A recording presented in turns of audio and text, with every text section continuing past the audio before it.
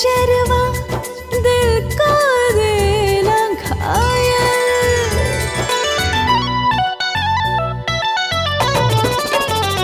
कारी अखिया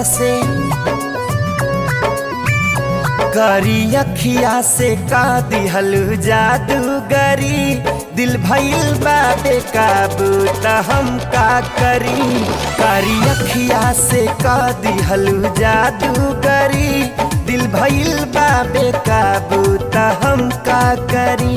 कितनो काबू में राखली चाहिल मन, न मनौलो पमाने त हम का करी।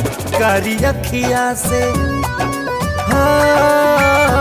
कारी अखिया से का दिहल जादूगरी, दिल भइल बा बेकाबू त हम का करी।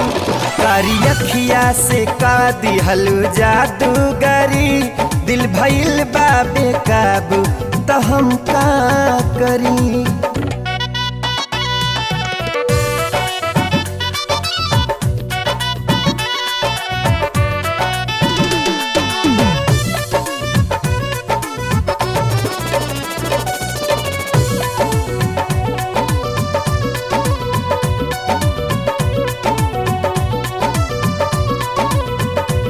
सोख चंचल कटीला लचीला बदन, जैसे ना जो न जाकत से लहरे हिरन।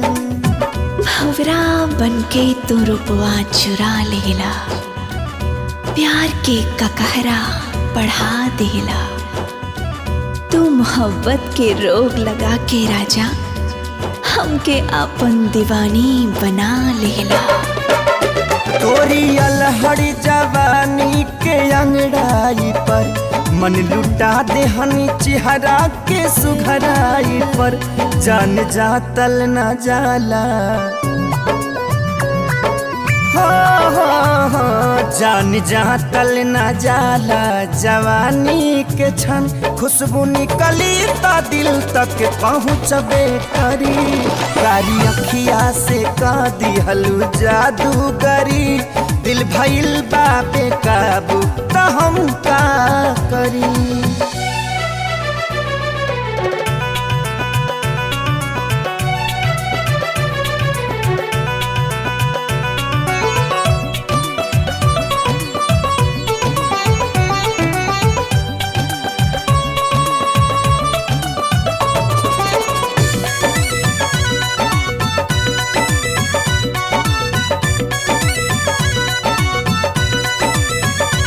सच बोली बहुत काच लागेलू तू, चाशनी के नरमिया चिला गेलू तू।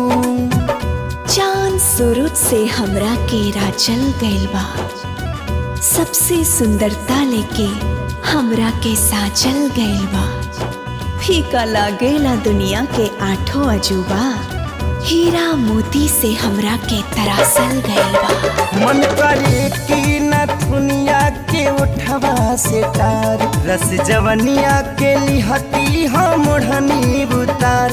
होश बेहोश बेहोश बेहोश होश बेहोश मदहोश पागल मन, जुड़ गइल बाटे जियारा त हम का करी। कारी अखिया से का दिहल जादूगरी, दिल भइल बा बेकाबू त हम का करी।